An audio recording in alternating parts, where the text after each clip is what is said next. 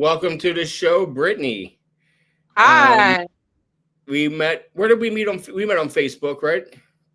Yeah, you actually interviewed a friend of mine on Facebook. Well, she's a mutual friend on Facebook, and I just saw you from there. Okay. Who was that? Because Uh, I've interviewed like over 250 people, so Her I first name's Ashley. Ashley W. She's with the offensive group here in Pensacola. from Florida. I love Yeah, Ashley. thank you. Okay. Yeah. Okay. Yeah, Ashley's awesome. She's supposed to be on my other show soon. We've been talking about her doing my other show. I was actually going to do that last Sunday, but I had to cancel. Yeah, Ashley's awesome. That's cool. What's your sober date, Brittany? It's August 4th, 2022. No shit. So Yeah. we're recording today, August 3rd. Yeah. So They, tomorrow is 3 years. yep. Congrats. This won't be out until September, but hopefully you keep it going. That's awesome. Yeah, Um, I'm pretty strong, so I'm faithful in myself. Good. Well, my second favorite question to follow up with is what was happening August 3rd of 2022? What was happening today, 3 years ago, in the life of Brittany?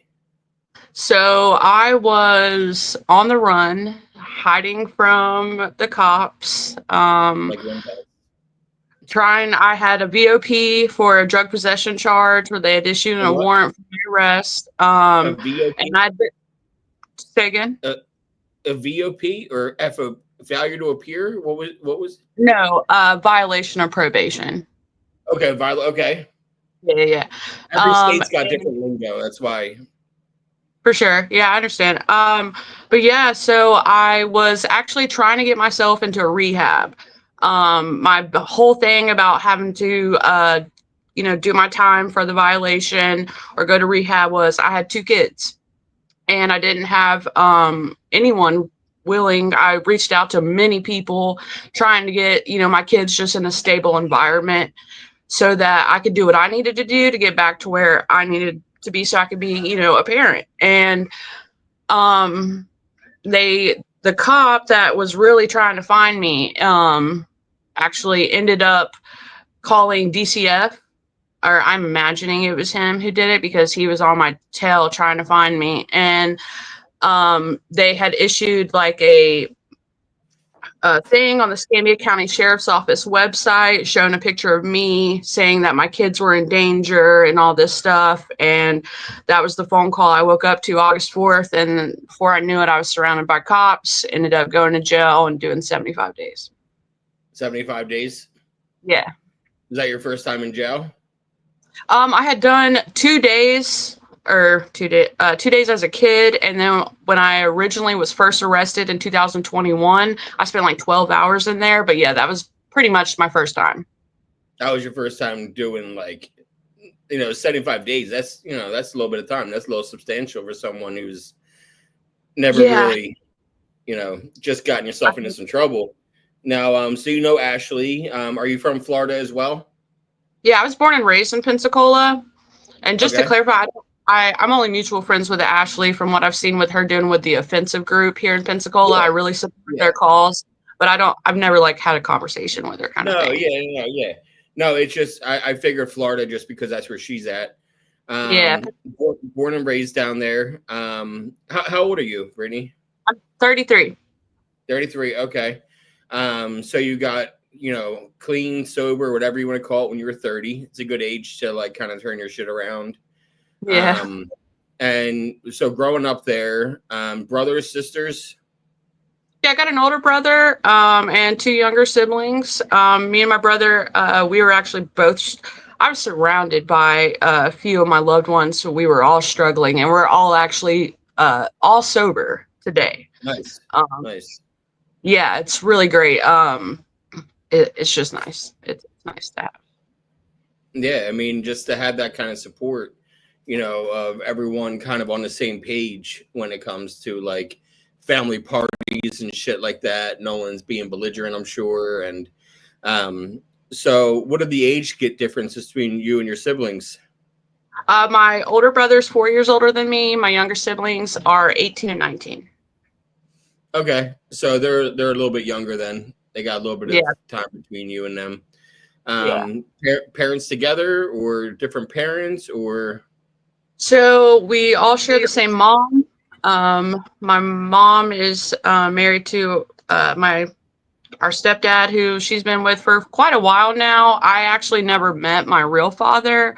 When I did try to find him when I was a teenager, we ended up finding out that he had passed away when I was like 5 years old. So I I'm sorry. never had that relationship. Did you grow up with a father-like figure in your life? Yeah, I had a stepdad for quite a while growing up. They ended up getting a divorce when I was 12, and yeah, haven't seen him since. Okay. And you and your brother have a different father as well. Correct. Yes. Okay, and your younger siblings have the same mother and father. Right. Okay, okay. So now I'm catching up. Now, did you all grow up in the same house, all four of you? So, Anthony, my older brother, was actually with us till he was like 10, I believe, is whenever his dad got custody. He ended up moving in with his dad, and it was just me, my mom, and my stepdad for the longest time. And then they split up. It was just me and mom for a few years. She ended up remarrying and having my younger siblings when I was 15. The first one was born. Okay. Now, because that makes sense because you're about to be 34 then. You're 33. Okay. Yeah. Now, when did you discover drugs or alcohol and what came first? So, probably the alcohol more so. I have a medical marijuana card now, and I dabbled with that when I was a kid, like 15, I think is the first time. Um, but as far as alcohol, I started drinking pretty heavily when I was 16, 17. I ended up getting my high school diploma when I was 16 years old. So I had a lot of free time on my hands and drank a lot. That's what we did. We drank every day. How'd you do that at 16? Did you get a diploma? You got a GED? Yeah, I got Like my GED. dropped out and got a GED? Yeah. Were you having problems in school? So when I was 14, yeah, 14, I had skipped class with another girl and had some vitamins in my bag that I was telling kids that they were Adderall. And whenever they searched me, they couldn't really find everything, and like some other stuff was going on. I don't A little blurry on those details, but my mom ended up pulling me out. She was and sending me to an alternative school, Pace Center for Girls here in Pensacola. I was there for quite a while and excelled there. Was able to skip ahead a few grades and everything. Ended up having some home issues and ran away from home. When I ran away from home, I had missed too many days of school. Therefore, I was automatically taken out of their system. They tried to put me back into regular public school. However, I was not used to it. I was used to working on my own and just doing my own thing at school. And I loved it because I was a fast learner. I could do things quickly. Going back to a regular classroom dynamic, having someone and talk in front of you all day and all these, just a ton more kids. My school was like, I think there was like 35 of us in my school. And then I went to a regular high school and there's just hundreds of kids. I lasted like a week and I was like, I can't do this. If y'all send me, I'm going to skip. I'm going to leave. I don't know what y'all want to do, but we got to figure it out. And ended up getting my diploma or getting my high school GED. Yeah, yeah, good enough diploma, the GED. Yeah. Yeah. Good enough diploma. Do you want to get into what happened at home or no? You don't have to if you don't want to. I'm just curious. There's just some issues between my mom and my new stepdad, Okay. and Yeah, it's just fine. some issues there. And Yeah. I pretty much told mom, like, if you're not going to leave him, I'm going to leave. And she was I'm like, gonna well, I'm leave. not going to leave him. And so I ran away that night. Where'd you go? Friend's house, skipped around a few different friends' house, just couch hopped really until they Yeah. ended up finally catching me. They sent me to, they Baker acted me. I was in there for like 2 weeks. was released back. Told them if they took me back home that I was going to leave again. So I ended up staying with a few different family members here and there. And eventually moved out. Once I ended up back home because I got arrested, and the judge said I had to be with my mom because that's who had custody of me, and I had like a curfew, and I didn't have like an ankle monitor, but I was on house arrest. So I'm stuck. If I didn't want to go to jail, I had to be at home. So that's what I did. That's when my drinking really increased because I I had was to just be going home. to ask that. Yeah, that's when you started drinking more. Was around that time. Yeah. What kind of I drinker was were you? Were you a beer drinker, a liquor drinker, a liquor whatever you can get drinker. your hands on, drinker? It was mostly Kentucky Deluxe, the cheapest bottle of whiskey Oh, that the oh, worst. Yeah, it would make me sick to my oh. stomach to this day just smelling it. Just But hearing it yeah, makes me. I haven't had a drink in 5.5 years, and that shit. yeah, we would go through a bottle to 2 bottles a day, pretty much. Do you drink today at all, or no? No, no. You quit drinking when you quit drugs. I ended up not liking hangovers. I pretty much kind of did away with alcohol once I hit 21. I was like, I've been drinking for years. This isn't fun for me anymore. I have a worse headache now when I drink. My son, I ended up having a son at 20, Okay. and that changed a lot for me. Yeah, and that can change a lot of your like body chemistry too, and how it Yeah, reacts to different things like alcohol and foods and all that kind of stuff. And 'cause I started drinking at 11, and daily drinker at 12, and then by like 21, I was going really really hard, and then 22, I was just bored. It wasn't yeah, fun anymore, and that's yeah, when I discovered opiates, and I was like, now I really don't need alcohol. And I still drank at like family functions to like keep up appearances, weddings, that kind of shit. But once I discovered opiates, it was a wrap. Now, you mentioned you had started 20, were you able to like stay good like when you were pregnant? yeah. So when I turned 18, I ended up moving to Texas. Okay. I was in the Dallas area for about a year. I mean, I drank out there a little bit, but it was only, just like social drinking. It wasn't, I mean, I was underage, so that's a problem, but I wouldn't see it necessarily as like, oh, I need a drink. Oh, I have to go drink. I drank whenever we were hanging out with friends, and that was really it. I smoked marijuana pretty much every day since I was 14. So I still did that, smoked cigarettes. I did really good for a long time. When you Things started got, smoking cigarettes, I'm always curious about that too, because I see you vape now. I was 13 when I started smoking cigarettes, and I quit when I was 38. I was like 15.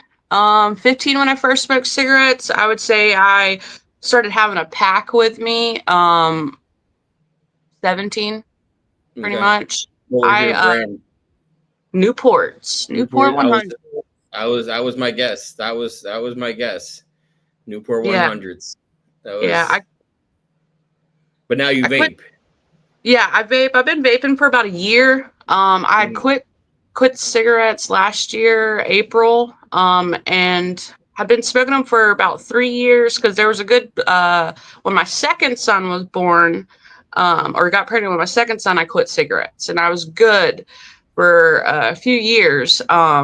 But what really like led me into smoking again, drugs, didn't really care. I had a daughter who was born July 26, 2018, and she passed away January 26, 2019. She was exactly 6 months, and I picked a cigarette back up the same day, and I smoked pretty much a pack a day for a while. Yeah, and we'll get into that. So we'll get there. We'll catch up. Yeah. You're 20 years old. You get pregnant, and you're back in Florida. Yeah, so my grandma passed away while I was in Texas, and that hit me really hard. And I was so afraid that my grandpa or my great grandmother or someone else was going to pass away, and I wasn't going to be there. I wasn't going to have, I just wasn't going to be there. So I had to go home. I had to come back home, and yeah, that So led what me was it back. in Texas? My boyfriend at the time, the father of my sons, his mom lived there. And he always said when he turned 18, he was going to move back to Texas because he had been in Florida for a while. So that's what we did. When I turned 18, he had turned 18 the month before. We loaded up and hauled ass. Now, when did you go? I'm backtracking again because that's how I do it. When did you go looking for your dad? 14, 14, Okay. 15. Yeah. Was it just something that just like at this point you were in between stepdads and you felt like you wanted a father figure and to go like looking for him? Is that what happened? For sure. Yeah, that's exactly what it was. And how did you go looking for him? Did your mom give you his name or something like that? Look on Facebook or some shit or Yeah, my mom gave me his name and told me that I had a brother named Chris. So I knew I tried searching dad. Dad didn't have I think this was it. Yeah, Facebook was just kind of getting more popular. I had MySpace for the longest time. I was everyone did? late to the late to Yeah. Facebook game. But my mom, I ended up finding my brother after my mom. I don't know exactly how she found it, but she did some searching on her own and ended up finding an obituary for him online. And I reached out to my brother later on, and uh, uh, it actually was, he had already had some issues because my dad, I was a love child. So he was like separated from his wife whenever my mom got pregnant. So when she told him, it was like, oh, my wife kind of thing. And then I have a younger sister who's a year or two younger than me. That's also from my dad. So Chris, whenever I reached out, it was like, he didn't want anything to do with me. He sent me one message. I was really vague, and then I never got another response. I ended up finding Taylor, my sister. We have a decent relationship. We talk, we're friends on Facebook. I think it's been like 5 or 6 years now that me and Taylor have found each other. Okay.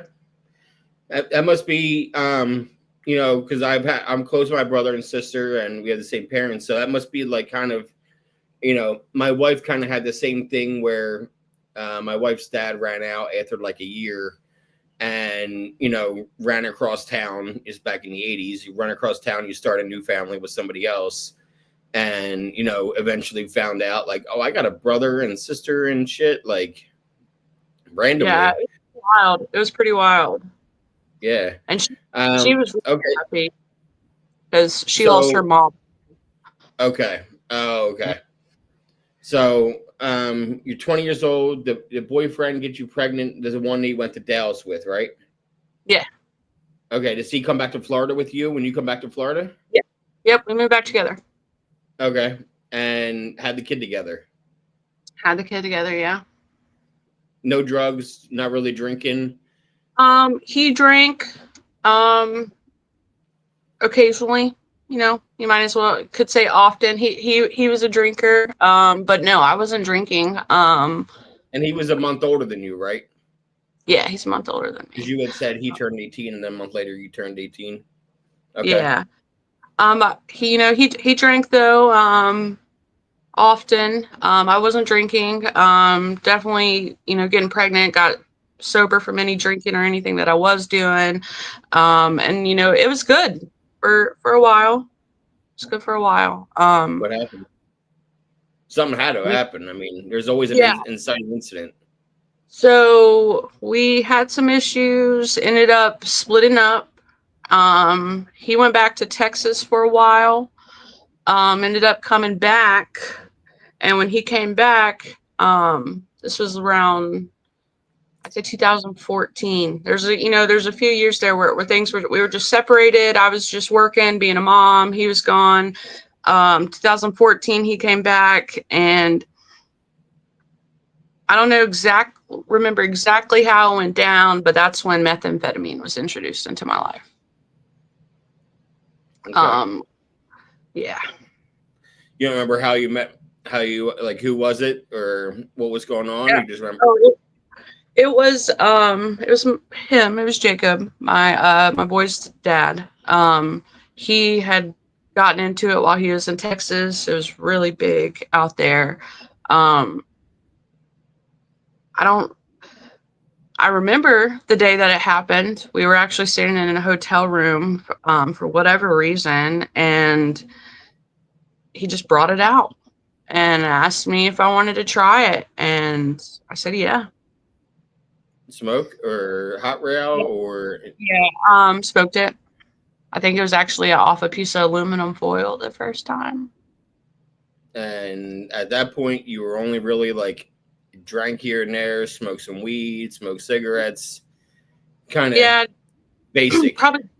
Yeah, dabbled in. I had done a little bit of coke randomly, like at Yeah, parties, but never parties. like Yeah, never had cocaine. you weren't seeking out coke to have coke on you, Yeah, is what you're yeah, saying. Yeah, yeah. Um, and that's see, a I was story for a on. lot of people too, Brittany. That's a story I hear a lot. People, you go from like the drinking and do coke when it's around. Someone offers you a line, you're like, yeah, fuck it, I'll do a line. And then you're introduced to meth, and you're just like, well, who wants coke when I can do this? Yeah, and I was on Adderall from 14 to 22, 23. I was on a prescription of Adderall. I Responsibly taking it. Yes, I have ADD. I was diagnosed when I was 14, and it helped me focus. It did what it was supposed to. I mean, definitely, had some side effects, but that's what it was like for me the first time I did meth. I felt like it was really strong Adderall, and it fused those misfires that I was having. It helped me focus. The first time I did it, I sat down and drew a dream catcher. And I was like, this is the greatest dream catcher ever in my life. Like, how did I do this? And it was, we would say it went on. I was working and stuff, but I probably did it for like 4 months. I was doing it randomly. I wasn't staying up for days or anything, but I'd be up, might stay up a little late, but I always slept. And then one time I didn't go to sleep and I stayed up, and I'd been up for like over 24 hours, and I was in the bathroom, and I was actually falling asleep, like looking back, that it was my body just crashing out, but I thought I was dying. I swore I was dying and ended up going to the hospital. I can remember being surrounded by these nurses and doctors, and they're just laughing at me because I seriously thought something was wrong, but it was just not having sleep and drugs. And Yeah, after that, I was like, okay, I'm done. I don't want any more of this. That was a crazy experience, and I quit. Didn't do it for quite a while. yeah.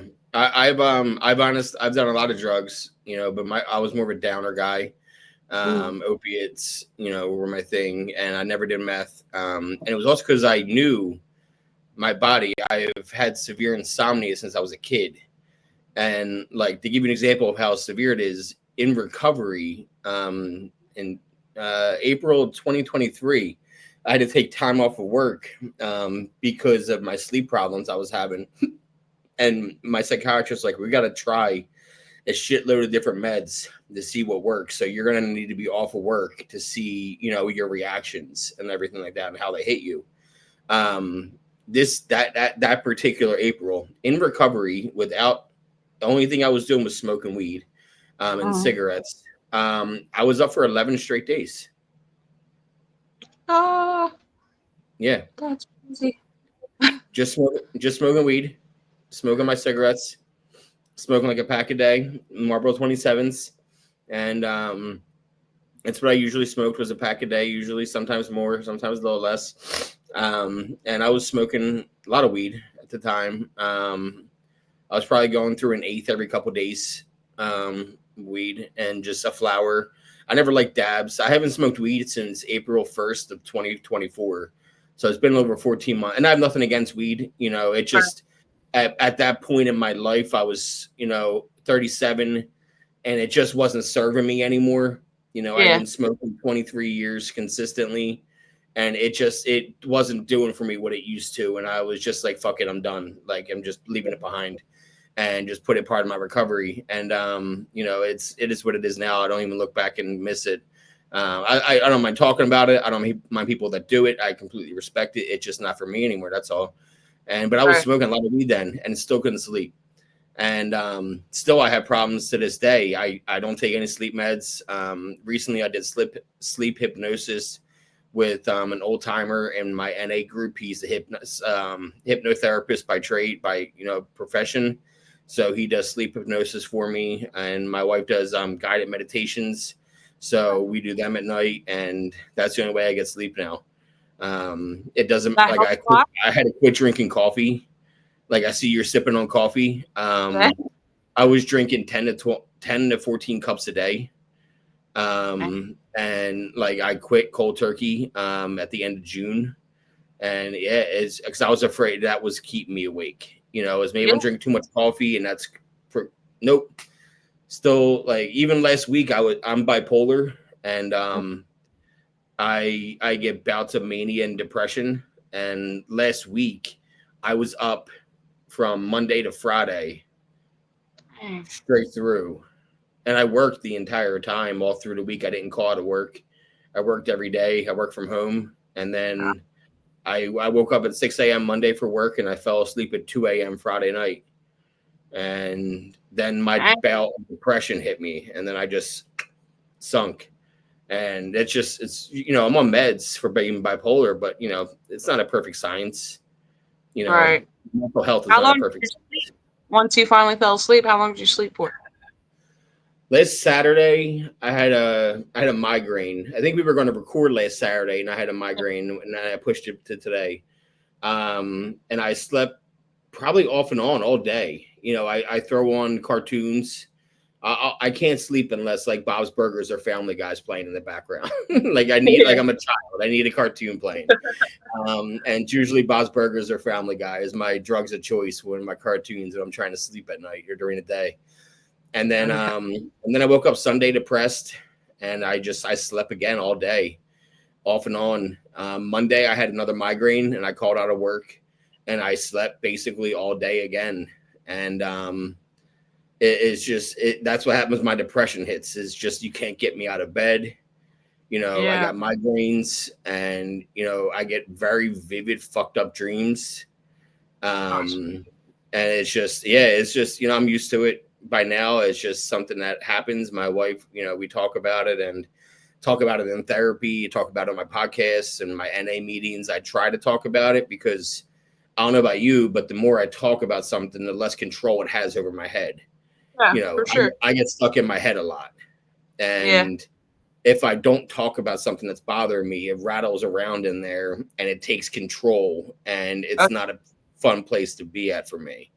So I try to talk about shit as it comes up. This way it has that I have more control over it than it does of me. All right. So you discover meth. Yeah. We're going to bounce back, Brittany. We're going to bounce back. That's what I'm good at. Now you're discovering meth. You're in a hotel. You're with your son's dad. He introduces you. How fast did you love it? Pretty much immediately. Okay. It was the whole, it just worked. I mean, I say it helped, but helped isn't the right word. I thought it was helping me. Had you stopped taking Adderall at this point? Yeah. I'd been off Adderall. I think I fell off my mom's medical insurance when I was just going to 20. ask why you came off. Was it meds? Okay. Yeah, and I didn't have insurance on my own, so I couldn't afford the monthly doctor's visits to get my refill. Okay. And then you just came off, and then all of a sudden, that's what it felt like when you smoked the meth. Was like, holy shit, this is like super Adderall. Yeah. In my own way, I guess I was look at my dream catcher. Yeah. Look at my dream catcher. Now did that boyfriend, I think you said Jacob? Yeah, Jacob. Okay, no last names, just Jacob. Does he go back to Texas? Or does he stick around in Florida? He was around for a while. He ended up going back at some point for a little bit, and then he was back again. Yeah, whenever I decided that I didn't want to do it anymore, a lot of things happened. We ended up moving in with my mom, and it was his use was continuing, and I was getting fed up with it, and we ended up going our own ways. That's when his drug use increased, and I was just going to work, doing the mom thing, was trying to put that behind me, was trying to, just be on the straight and narrow. And then let's see, when You get pregnant again? Yeah, I got pregnant again in the mix. Was it Stayed him? sober. So no, it was not him. Okay. During our split up, I ended up getting pregnant by another guy, who's the father of my second son, Jace. Jace He is a ended up sick being, name. Is it yeah, I got Jordan Jayce? Jayce, yeah. I went to rehab with a guy named Jace.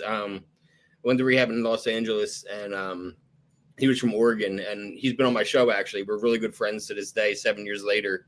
And he was younger than me. He is younger than me, but he had been in and out of rehabs, and that was my first rehab. And he kind of took me under his wing, and we're still good friends to this day. And like, so he's been on my show. So whenever I hear somebody say Jace, I immediately think of my boy Jace from Oregon, Portland. And now I got to text him to see how he's doing. He just reminded me. But that's cool. Okay, so you had Jace with another dude, and your first son was, you said Jordan? Jordan, yeah. Okay, so Jacob, Jordan, Jace, all J's. I see a theme here, Brittany. I see a theme. Yeah. Lots of J's. Yeah, so ended up leaving him when I was 6 months pregnant. He was bad on cocaine. And he was just crazy. He ended up losing a bunch of money at a strip club one night when he said he was off doing something else, and he was just up to no good. And I was pregnant, not doing drugs, going to work and stuff, and really being a mess when I look back at it. But so we split up. Jacob comes back into the picture because, trying to be a father figure for Jordan, even though things were rocky, he was coming around. He ended up staying the night one night because he had been sleeping at the park down the road. And I was like, there's no reason for that. You can stay here. And next thing you know, we were back together, and I was pregnant with another man's kid. And that was kind of rocky. But he stayed there with me through the whole pregnancy. He was there holding my hand when I gave birth to Jace. And, I could tell when Jace was first born that there was he had a block up because it wasn't his son. Some Yeah. resentment. And I asked him, I said, can you please keep an eye out for Jace while I take a shower? Jace was probably like a week old. And he was like, okay. And when by the time I got out of the shower, he was holding him and just, playing with him, and it was over from there. That, to this day, if you ask Jacob or Jace, Jake is Jace's father. Cool. Yeah. Are you still with him today? No, we're not together. But we're, I would say, close friends, we co-parent together. Yeah, absolutely. Nice. Good for the kids. Yeah. So, they bonded pretty much, right away, they bonded really quickly, which is awesome for Jace to have a father figure, and to feel close to. That's, how old is Jace now? 10? He's 8. 8? He's 8. Yeah, okay. He was born in 2016. Okay. But you're not done doing meth because you've only been clean 3 years. So what happened? Something happened. Right. When my daughter passed away in 2000. Was this daughter Jacob's? No. It okay. wasn't. Yeah. I ended up, me and Jake, split up down the line there. We just had some issues going on. It wasn't really drug or alcohol related. We just had some issues. And we split up. I found myself down the line in another relationship with another Jay. I was going to call you out on that. I was going to call you out on that. I think I know the name Yeah. of this episode. Go on. All right, another J. Yeah, another J. And he was addicted to cocaine. But it was, and we dabbled with coke, when we first were started dating and stuff. But to me, it was just like a recreational thing. Um, and I got pregnant, went through my pregnancy. There was no drugs or anything involved during my pregnancy. Um, Which I got to commend you for, Brittany. I want to do that because, like, three pregnancies and you got straight all three, which is not easy for somebody to do. So I just want to like congrats, pat on the back for that one. Thank you, thank you. Yeah, it was hard at times. It was Oh hard, yeah, but especially in relationships with people that are using. Sometimes it's it can be definitely made very it hard. triggering. Yeah, Yeah. of course. Yep. You 100%. see them high and you're like, damn, I want that. Yeah, and that's kind of what ended up happening when I started doing cocaine. Was he was using, and I had just stopped breastfeeding. Chloe was probably like 3 or 4 months old, and I just started doing cocaine. Don't ask me what happened. I just saw him getting high one day and was like, I want to get high too, and that's what happened. And we ended up losing Chloe, and I was still doing cocaine. My cocaine use definitely increased. Did she have But like I some was, kind of like heart thing or something, or like it was you want? SIDS. It It was was what? SIDS. SIDS. So it was SIDS slash co-sleeping. I really hate talking about that part. However, I'm okay with it. When I got up to go to work in the morning, I fed her bottle like I always did, and moved her from her crib into the bed next to her dad, so that if she woke up, he'd be able to hear her. He was a heavy sleeper. And before you know it, I was getting a phone call at work that the ambulance was on the way to our house. When he woke up, yeah. Okay. So that happened. Cocaine's increased. I probably started drinking a little bit too. Not too much, just a little, like a drink maybe every now and then. But cocaine definitely increased a lot, a lot, a Yeah. lot. 100%. And then I also dabble. So I sold drugs back then, Hmm. and we actually sold methamphetamine at the time, and I started using it behind his back. He didn't know because the coke just wasn't doing it for me. I And was literally about to ask when did you start getting high on your own supply?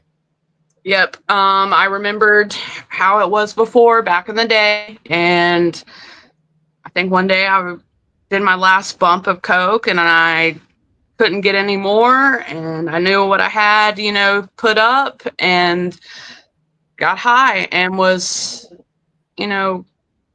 that was probably like May 2019, around that Okay. time.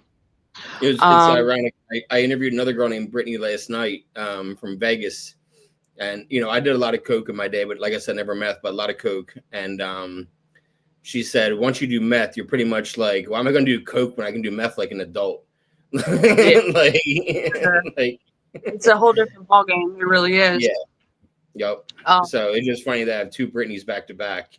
That one's in Las Vegas and one's in Florida. That was a late night. We did that at 11:30 last night for her. yeah, So I was up late doing that one. But okay, now you get you're doing it behind his back. You're both selling together, which happens all the time with couples. That's just you run the game together. You start selling meth because you can move it, but then you start like, I want to get higher than this coke's doing for me, right? yeah, And you start smoking it again. yep. Started smoking it again. Um, and was doing it for a while and functioning. I started a new job with a startup company, June of 2019, and that actually, it helped me a lot. I was able to put all of my focus into the startup company and helping them build. I lived at work. I was there all the time, and the meth helped me with that because I was getting high and I was working. I was putting all this highness into something that I thought was good. And it was. I moved up in the company. It was great. We built an amazing team here in Pensacola. Were you the only one getting high at the company, or other? You don't have to give any name. I'm just curious. Or did anybody else know that you were getting high? They may have suspected, but I mean, I still went to sleep every night and tried to keep myself with a routine as far as making sure I eat, making sure I go to sleep. And it was just like, Staying instead of drinking hydrated. staying hydrated. Instead of drinking coffee in the morning, um, I would smoke. Sometimes I would even eat some versus smoking it because it would last longer and I wouldn't have to do as much. Eat some meth, is what you're Yeah, saying. yeah, Yeah. I would Okay. let Yeah. it Yeah. fall on my Yeah. tongue. 100%. Yep. And I was doing that for a good 2 years. Shit. Um, Okay. As a functioning addict. as a functioning addict, yeah, I had worked my way, like I said, worked my way up in the company. I had been living with my mom and the kids because me and Jermaine ended up splitting up. We were just processing the death of our daughter completely different, and there was just a lot that was going on with the grief and the drug use and all this, which we were both using. I wasn't really trying to stop or trying to get him to stop. It was just we were caught up in this cycle, and I was just got done with it. I was like, if I'm going to move on and be able to process this, what happened, I don't think I'm going to be able to do it with you because and it wasn't his fault, but we were grieving completely different. So I ended up back with my mom, staying with her while at this startup company. I'm spending 15, 16 hours at the office every single day. I started out at $12 an hour. By the time I left, I was at $20 an hour, bought a car, got my own apartment, all while doing meth. Um, it And was COVID. when, And if my math's correct, COVID too.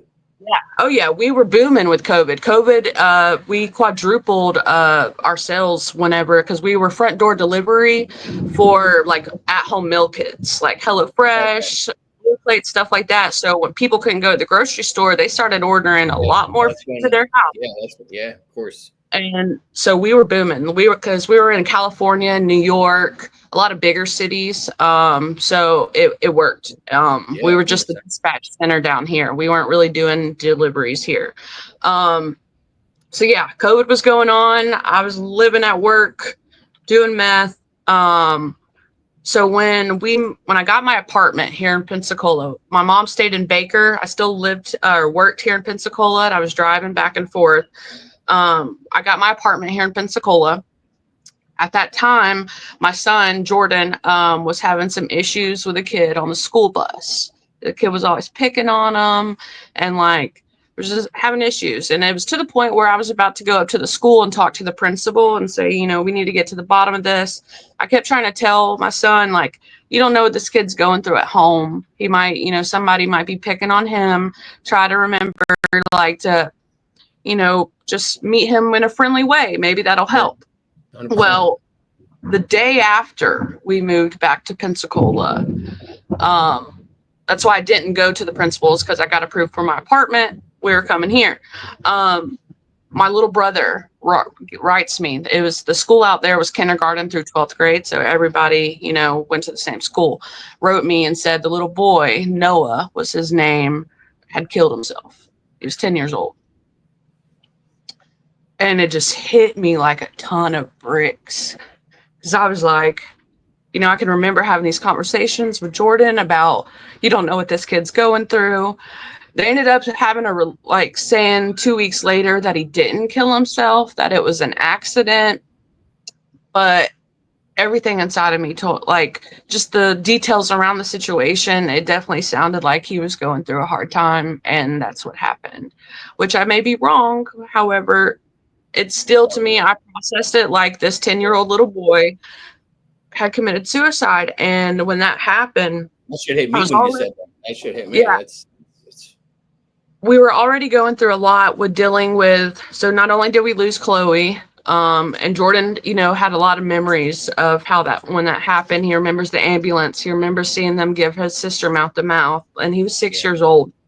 I lost my grandpa 2 months after that on my great grandma's birthday, and then we lost my great grandma about a year after that. And my grandpa and my grandma were very important people in my life. So we're processing the deaths of these people, and Jordan. Then this thing happens with Noah, and I was already kind of on this spiritual path, if you would say, from Jordan asking me a few months after Chloe died. He was like, Mom, he was like, if God loves us, why would he take my baby sister? That doesn't make sense to me. And he had lots of questions like, what happens when we die and all this. And that's when, you hear about heaven or hell and God, Christianity, How all old was these he things. then? How old was he 6. then? 6 years 6, old. and he was asking. Okay. Yeah.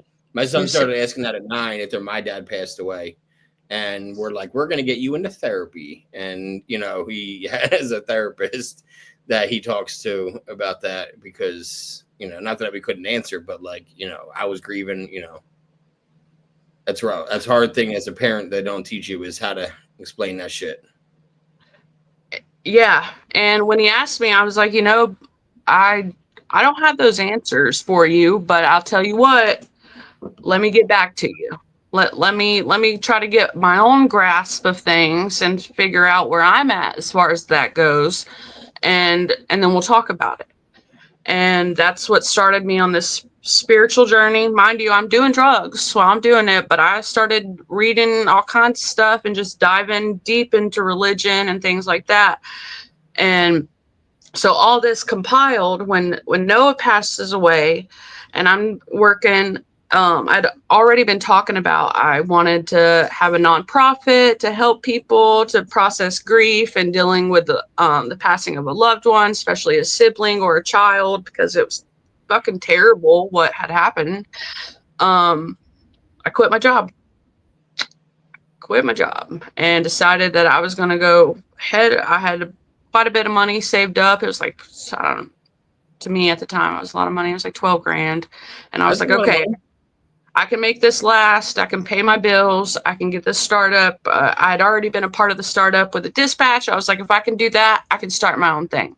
So I decided I was quit my job. I was going to go full head on into starting a nonprofit. It was going to be called the Maya Foundation, MYAH, which stood for Make Yourself at Home, because I couldn't imagine what this 10-year-old kid was going through whenever he decided to take his life. And to me, it was like nobody should ever feel that lost or alone or like they don't have anyone.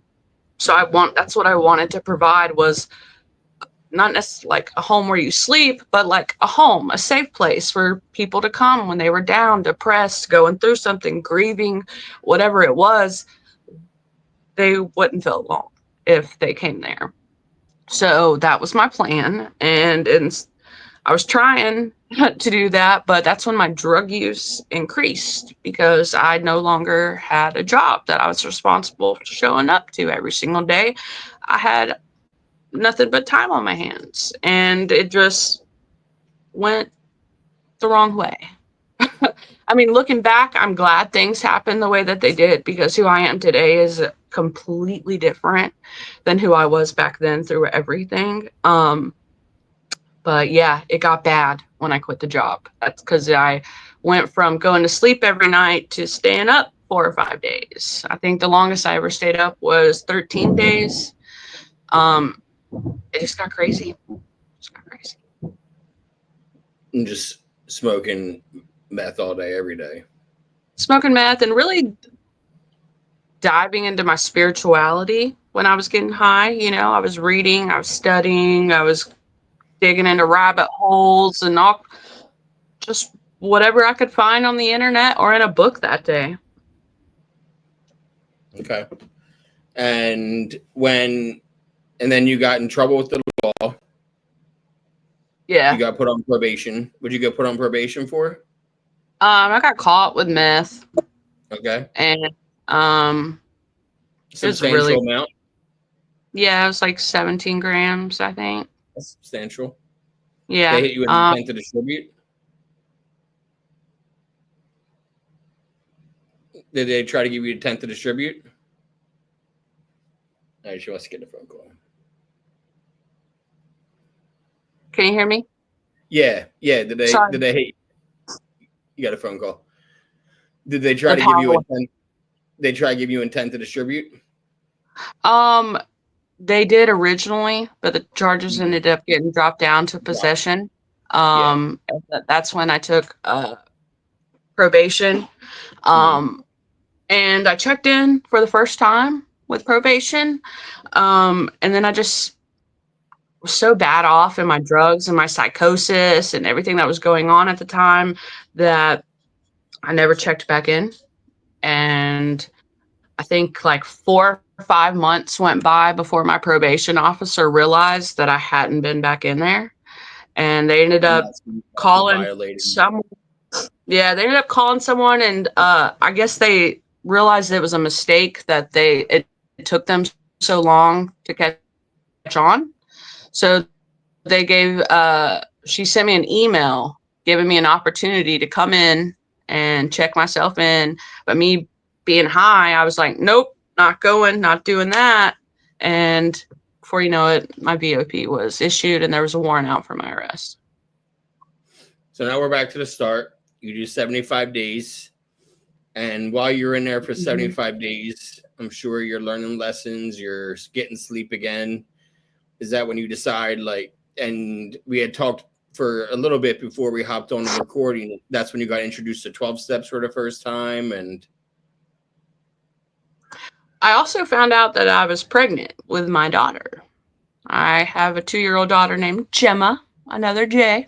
another J. But I found out I was pregnant upon getting booked in jail, and that's where I had to, I had to get sober.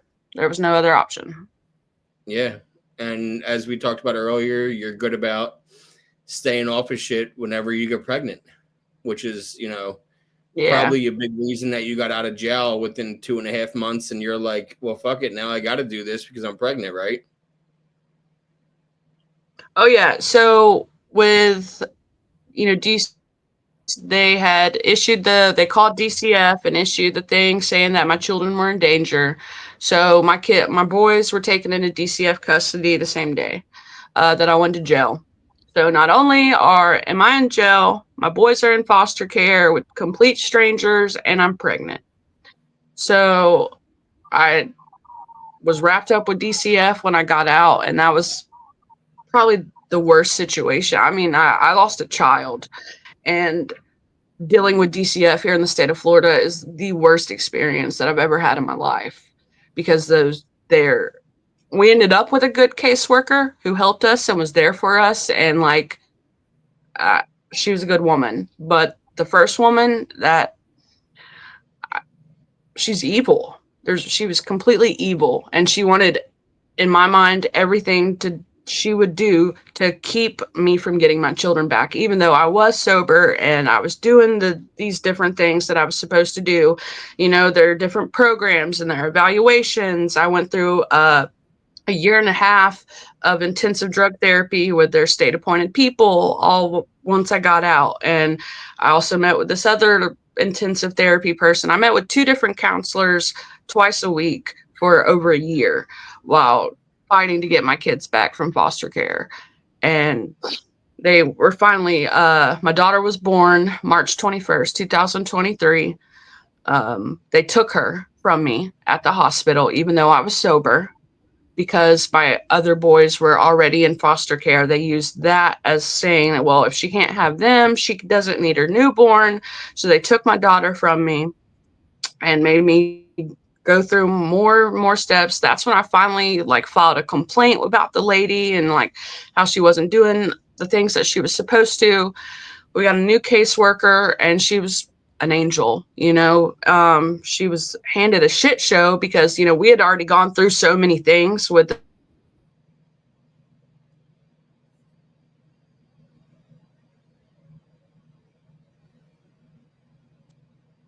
and it was basically like we had done nothing. So, and she made it out to the judge like we had done nothing. And these lawyers that they appoint you with the system, they're just like, oh, this is how it goes. They do this with everyone, and they just make you feel like you have no rights, no say so, nothing. It was it was terrible. Like, it was terrible. I'm sorry to go through that. But case is clear now. It's been 2 years. Case is clear now. yeah, the kids were reunited December 3rd, 2023, and we've been away and separated from the department since June 2024, and we're good. We're good. That's awesome. What are you doing with yourself now that we're all caught up to now? I'm a waitress. Yeah. Single mom this time? No, so Gemma's father, I met him in the midst of my psychosis. He was also an addict and deep into his psychosis, and we got sober together. He straightened up when he found out he was going to have a child, and we had, we were involved with DCF, so it was like, okay, if we're going to do this, you're going to have to put this behind you. We're going to have to get on the straight and narrow so that we can have our children. And that's what we did. It was long, hard battle, but we did it. Congratulations. It's, it's hard getting sober, but it's sometimes even harder to do it with a partner. Because it's a lot of trust you got to have in each other. And, it can be, there's some days that not every day is great. My wife and I are both, in recovery. I do NA, my wife does recovery Dharma. But we both have our programs that we respect and let each other work our programs, and we don't like get in each other's way and shit. But not everything's perfect. It takes a lot of trust and patience and time. So we both quit drinking together on the same day right before COVID. And it's just been, up and down like anything else in life, just figuring this shit out as we go. Yeah, it's beautiful though. It's beautiful to get sober with the person you love. Yeah, and that's awesome. You got all 3 J's. And is Gemma's dad also a J? Yes, he is. His name's James. No shit. Yep. Yep. I don't know. It just worked out that way. It's not like, I went searching for J's. J's found me. Yeah. You didn't go in the phone book looking for another J. Like, all right, another fucking J here. I gotta. But when you named Gemma, did you purposely do it with the J because of all the other J's? Yes, I did. Okay, all right. There we go. There it is. That is so funny. Well, I'm so glad I got a chance to sit down with you finally, Brittany, and meet you and talk to you and hear your story. Thank you so much for coming on and being so candid and open and honest about everything that happened. I think you're doing amazing. You can always start that nonprofit whenever you want. It's not going anywhere. People are always going to battle grief. I lost my first fiance to suicide. She was bipolar schizophrenic 10 years ago. It's never easy, grief and loss. I lost my dad 2 years ago, my best friend 12 years ago. It's, never goes away. You find ways to live with it. And grief is not a linear thing. You bounce in and out all the time. It's fucking wild. So it's one of those things people don't talk about enough. So, thank you so much. And it was great talking to you today. Yeah, thank you for having me. I appreciate it. I'll talk to you soon. All right. Bye-bye.